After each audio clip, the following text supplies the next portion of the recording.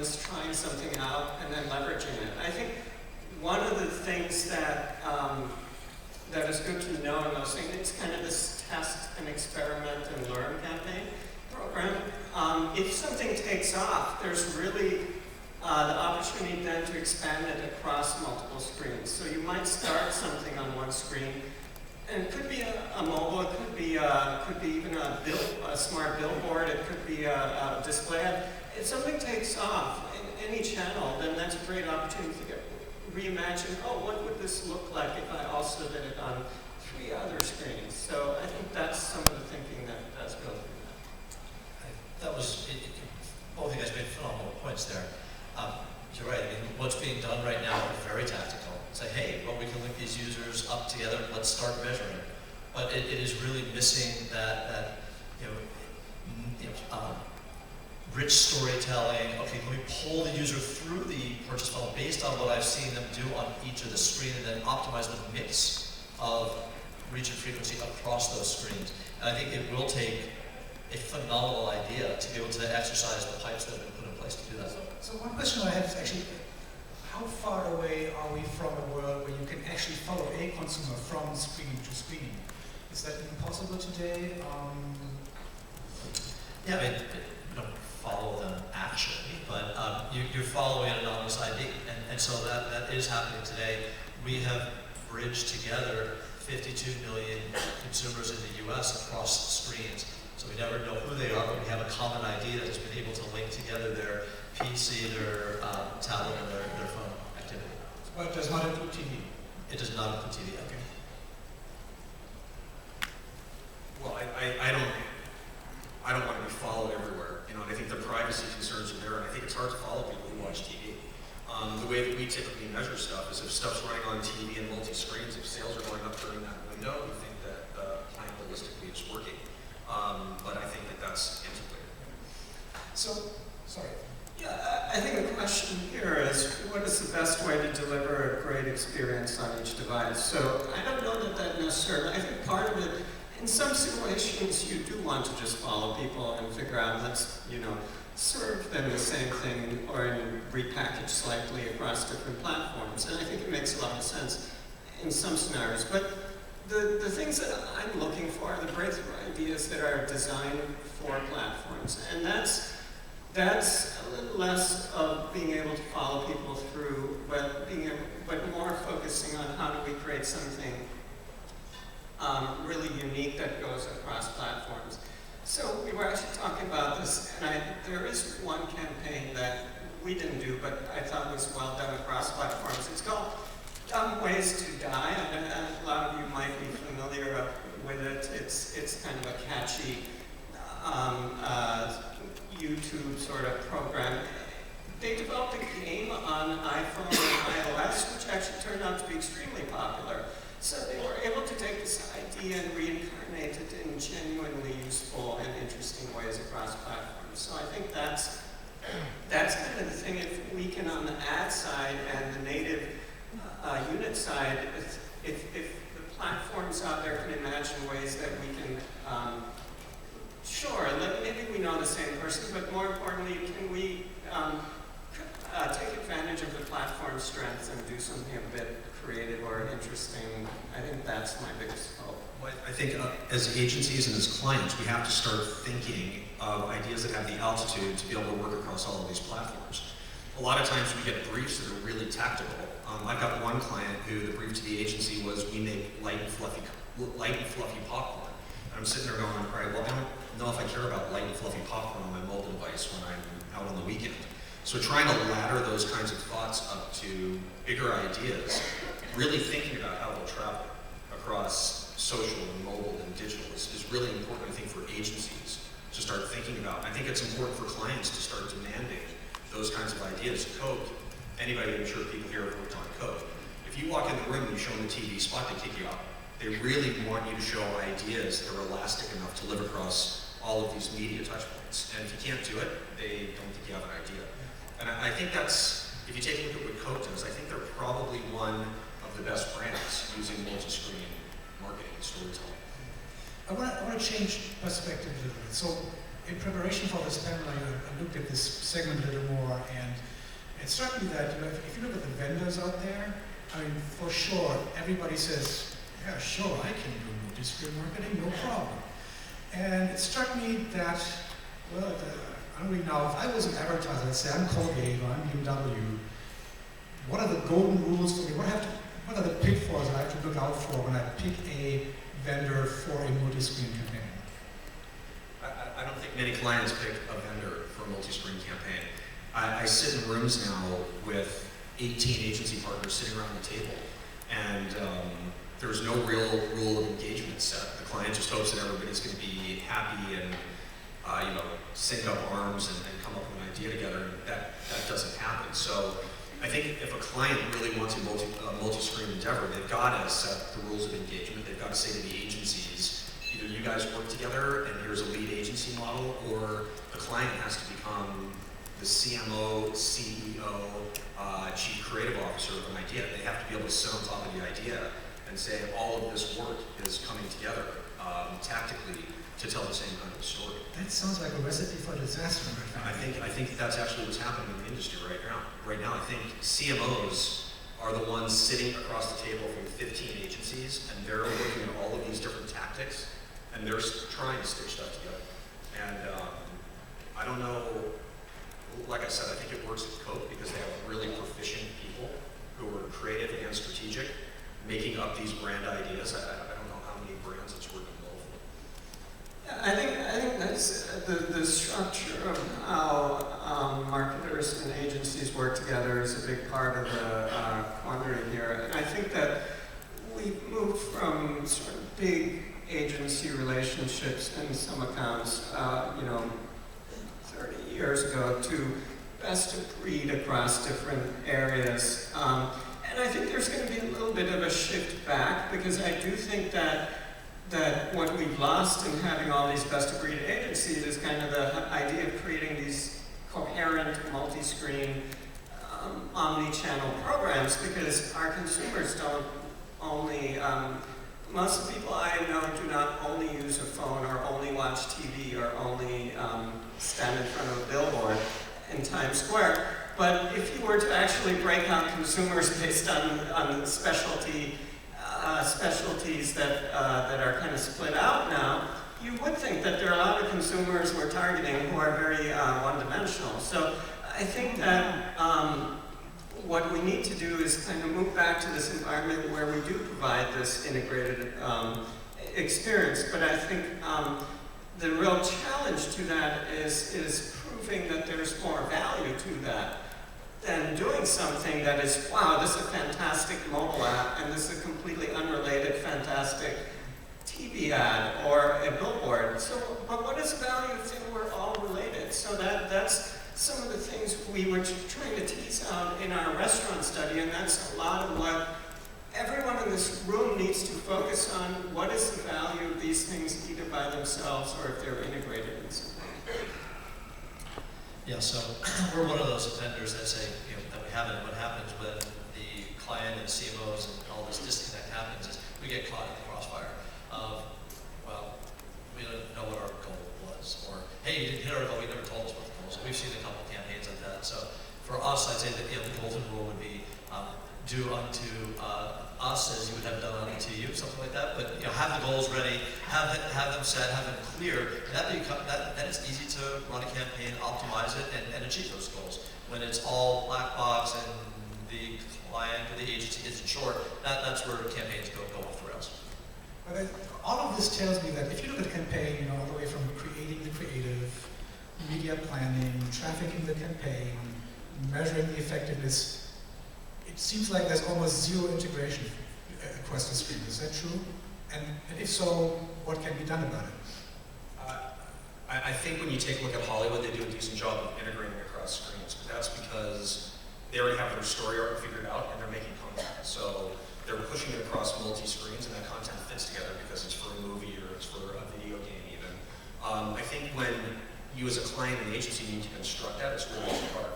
A client that I think is doing a good job, whether it's Red Bull is just going out there and making kick-ass content that they push across every screen, and the content's so good you want it. So when you have offers attached to that kind of stuff, you're actually getting people to see and act on them. But I think beyond that, the integration between agencies and clients across screens is really, it's almost non-existent right now. Quick follow-up, so but this also goes back to what you said about TV, where you said a lot of money goes towards TV when it really should go to content creation, Right. and then using that content across different screens, correct? Yeah, I'll give you a perfect example. I worked on Xbox and I did all the title advertising for about 7 years. We had a title that was the trilogy of a title that the first two sold about 6 million copies of, and people, that 6 million loved it. But the client still said we've got $20 million to market the third title and we're going to put 18 million in television. And I said, hold on a minute, if you give me, so that's 2 million in production. If you give me $5 million in production, I can make more content, push across more screens to get people more interested, and you can take that other money and put it against something that really needs it. They wouldn't hear that. They didn't think that other media vehicles could deliver the kind of reach that they needed on the TV screen. So I think that's the way clients allocate budgets is something that drives actually disintegration of creativity across multiple screens. I think what we need to move forward from this is really, kind of demonstrate those success stories, frankly. I mean, we got to find those and really push for integration, propose a program where we tell a story across 3 devices or 4 devices, and we run ads that target and that focus that build on kind of the earned content, and that there's really nice interplay between everything that people share and create and what we promote and the devices. And we are starting to work on those sorts of programs. So it is, it's not all gloom and doom in the sense that I think that a big part of it is having really solid metrics and measurement around it, and then encouraging more experimentation. And I think the successes, the huge successes that do hit the non-TV arena, like Dove and Allspice, I guess one could call although it had TV in the mix. These sorts of things will start to move people on thinking differently. And what we need to do is kind of work with a lot of partners and companies that kind of push the analytics piece, the ability to understand who it is who's watching. So one of the things we haven't talked about is there's often a not that great audience information depending on devices. So and specifically to apps on devices. So we're not able to understand how we're reaching our target properly. So as we start to collect that sort of data and figure out, this program, not only is it working across other devices, it's getting more engagement, and as we track these people through and we're actually being able to track sales, also that they're the right people. They're the 30 to 50-year-old moms or whatever that we're trying to reach. As we pull together all those pieces, the money will start to flow and also the ideas will start to work on it.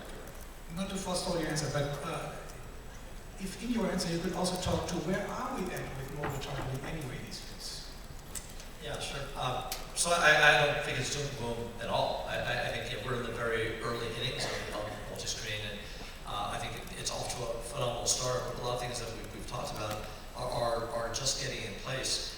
Having an understanding of measurement across the screens. We have goals. How are we measuring this? Got it. Okay. That's going to tie back into my central data system, and I know what to do with that. Perfect. Serving. How am I going to serve out across all those screens? Straight banners is probably fine, but what about rich media? What about video? And again, this is all, the pipes are there to start to use this. And I think that as the framework to deliver these campaigns is more widely known, we're going to see more of the creative minds being able to exercise them. Targeting, of course, is a big piece of it.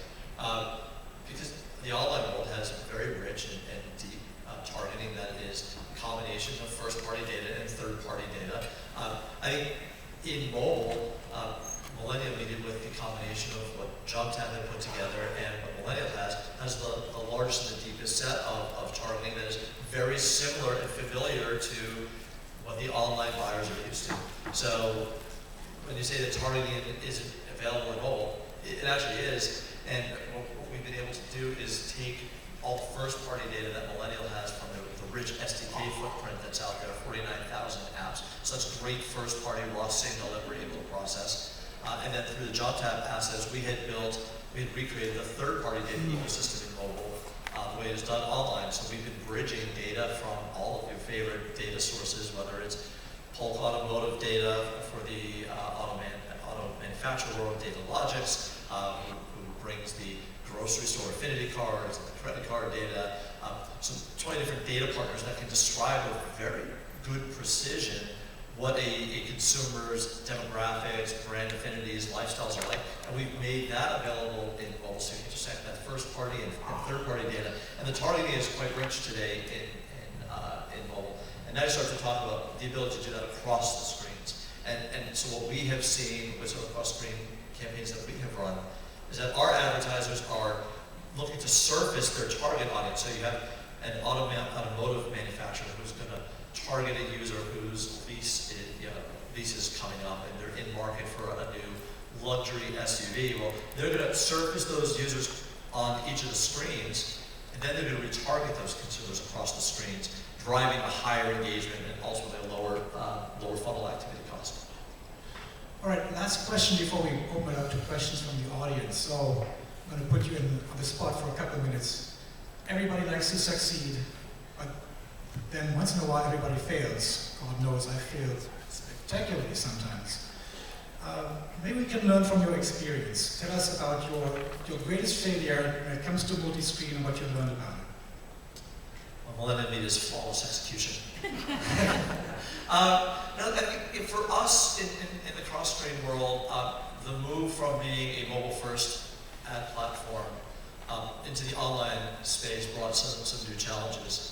And for us, I'd say that the biggest failure that we had in the last year had to do with in-view metrics. So mobile, we haven't had to deal with in-view metrics. I mean, on your phone, most of the ads are shown right on screen. You have one ad there. You're not dealing with below the fold and any of those technologies. And for us, in one of the first campaigns we ran about a year ago, we were working with an advertiser who had a favorite in-view metric vendor, and their numbers didn't line up with ours. And that created a real issue. Even though we knew the impressions were there, the way that the agencies report back to the client, their in-view metrics didn't measure ours. So for us, it made us start to think about, okay, we have to very quickly adopt the way that advertisers are buying online, whether it means brand safety vendors, whether it means in-view vendors, et cetera. So it's making sure we have all those pieces in line to match. And again, that goes to the maturity of the industry. If you want to run these cross-screen campaigns, you have to have all those pieces in place, not just what you know about on one screen. I guess for me, my biggest failure came through a really strong digital agency, and a really strong ad agency not collaborating. We were getting ready to launch a project for Xbox. The digital agency had a really powerful creative idea that they loved. We had a really powerful creative idea that we loved. Our clients didn't really manage us to the point where we collaborated and collectively came to one creative execution. And when I went out to the marketplace, it was schizophrenic. And we sit here and we talk about all the measurement and all of this stuff. People sitting on the other side of these things, they don't care. They don't know that we have multiple agency partners and multiple clients. So it was a fairly colossal marketing failure because the audience didn't know what to do with any of the stuff that we were talking about. I have, just one, huh?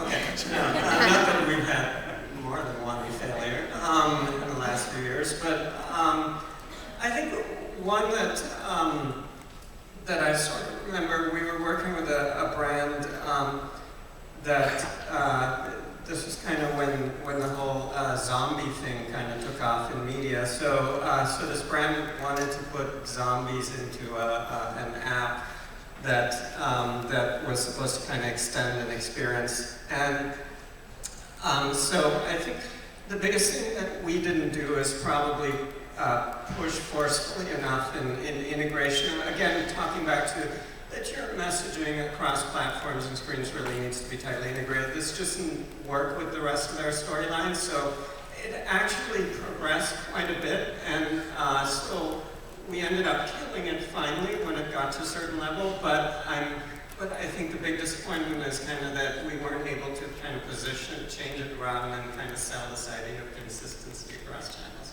So we didn't actually release the zombies, but we did. Good for we did us. go down. It's hard to kill zombies, isn't it? Once they're out there, they're unstoppable. So. All right, let's go. I know everyone's getting hungry, so let's go to the audience for questions. Questions for the masters of multiscreen. Looking around, I think people are getting hungry. Going once, going twice. Gentlemen, thank you very much. Big round of applause.